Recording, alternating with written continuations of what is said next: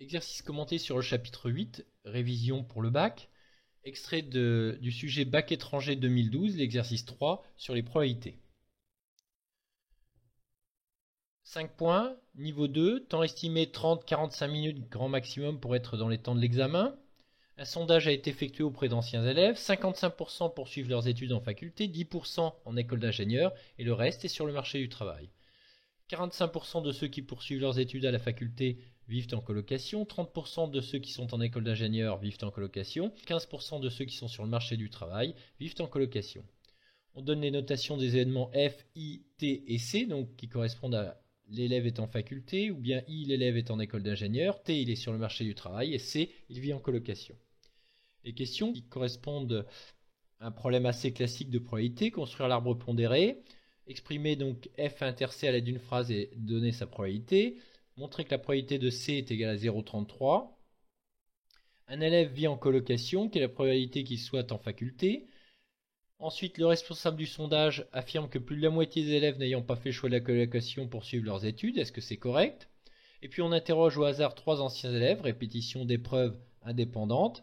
Calcule la probabilité qu'au moins un des anciens élèves ne vivent en colocation, arrondir le résultat à 10-2, c'est-à-dire au centième. Question 1. Construire un arbre pondéré décrivant la situation. La première étape consiste à traduire les données de l'énoncé avec les notations des événements qui sont donnés dans l'énoncé, à savoir F, I, C et T. Première affirmation, 55% sont en faculté, P de F égale 0,55. 10% en école d'ingénieur, P de I égale 0,1.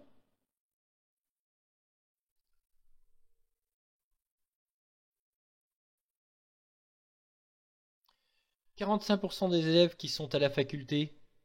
Donc on sait que l'élève poursuit ses études à la faculté, on sait que l'événement F est réalisé. Vivent en colocation, donc P de C, sachant F 0,45. De la même façon, on sait ici que l'élève est en école d'ingénieur, événement I est réalisé. Donc P de C, sachant I 0,1. Et pour le dernier, on sait que l'élève est sur le marché du travail. P de C, sachant T, 0,15. Il suffit ensuite de placer ces probabilités sur l'arbre, sachant qu'au premier niveau de l'arbre, on place des probabilités non conditionnelles. Donc ici, F, I et T, avec les probabilités correspondantes. Donc ici, P de F, P de I, P de T, P de C sachant F, P de C sachant I, P de C sachant T. La somme des probabilités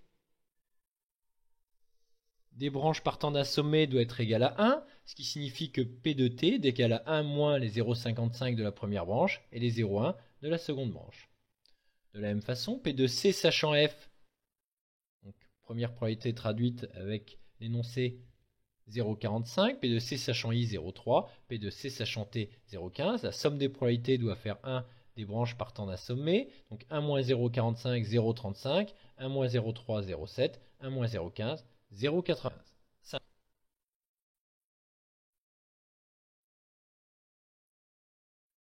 Rappel de l'arbre. F inter C, donc parcours passant par F et menant à C. Rappel de la formule des probabilités conditionnelles. P de A inter B, P de A fois P de B, sachant A. On peut utiliser l'arbre avec les parcours correspondants, donc ce qui vient d'être dit. F, C. Traduction de cette notation, l'élève est en faculté et, qui correspond à l'intersection, est en colocation. Avec la formule des probabilités totales, P de F fois P de C sachant F, c'est 0,55 fois 0,45.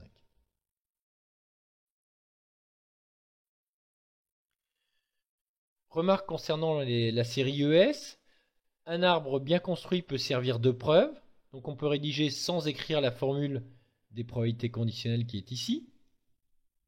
Par exemple, en utilisant l'arbre, P de F inter C, le produit des probabilités se trouvant sur les branches du parcours F puis C, soit 0,55 fois 0,45, il vaut mieux faire cette rédaction plutôt que d'écrire ici une formule fausse si on n'est pas tout à fait sûr de cette formule des probabilités conditionnelles.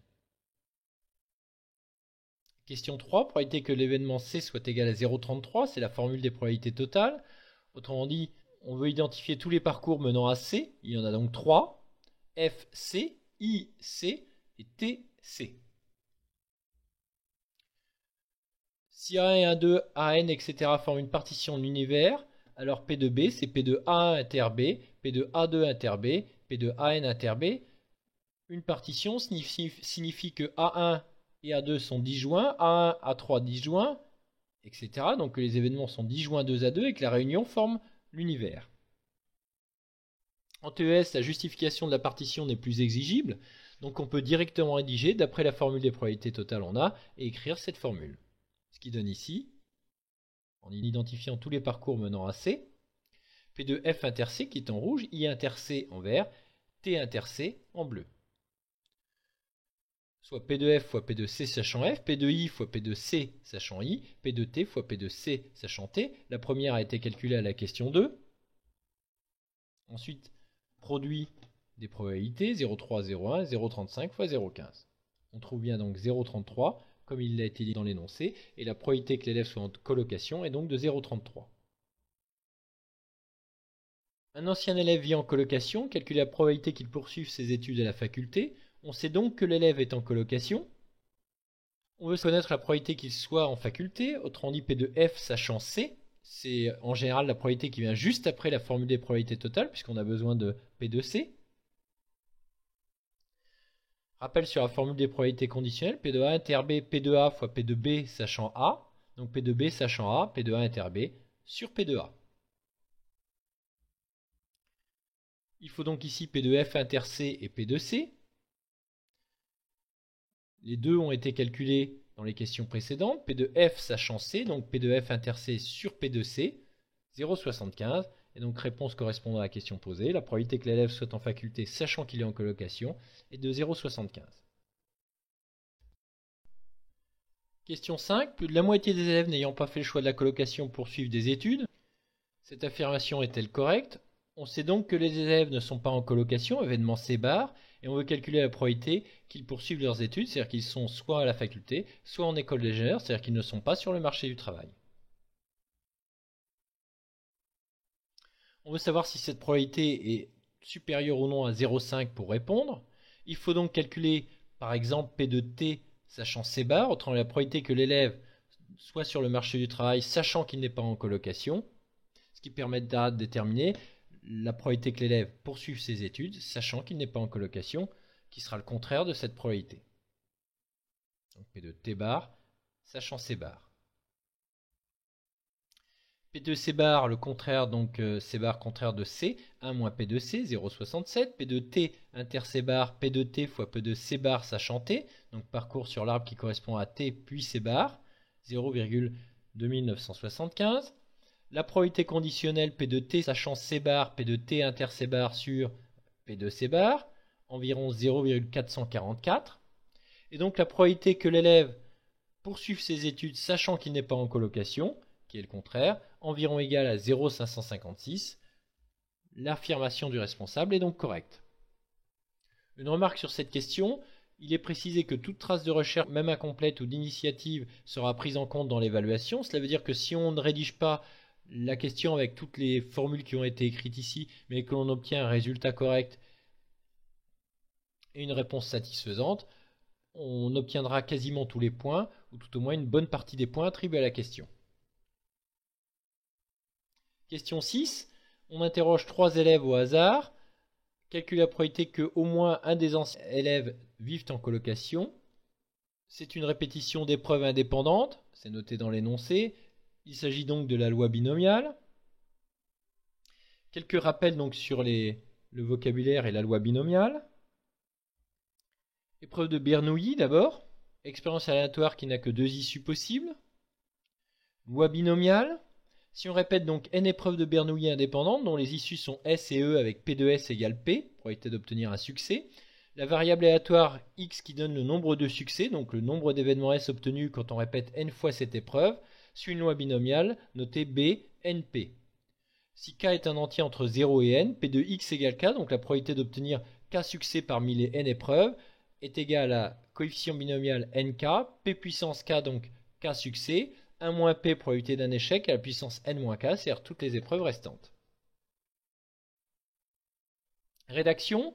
Identifier l'épreuve de Bernoulli répétée ainsi que les issues possibles, la probabilité de chacune des deux issues, vérifier que ces épreuves sont indépendantes, en général c'est écrit dans l'énoncé, déterminer la variable aléatoire considérée, celle qui compte le nombre de succès, tout dépend de ce qu'on a choisi pour succès, et puis terminer la rédaction de la forme, la variable aléatoire x donnant le nombre de succès obtenus parmi les n épreuves répétées sur une binomiale de paramètres np.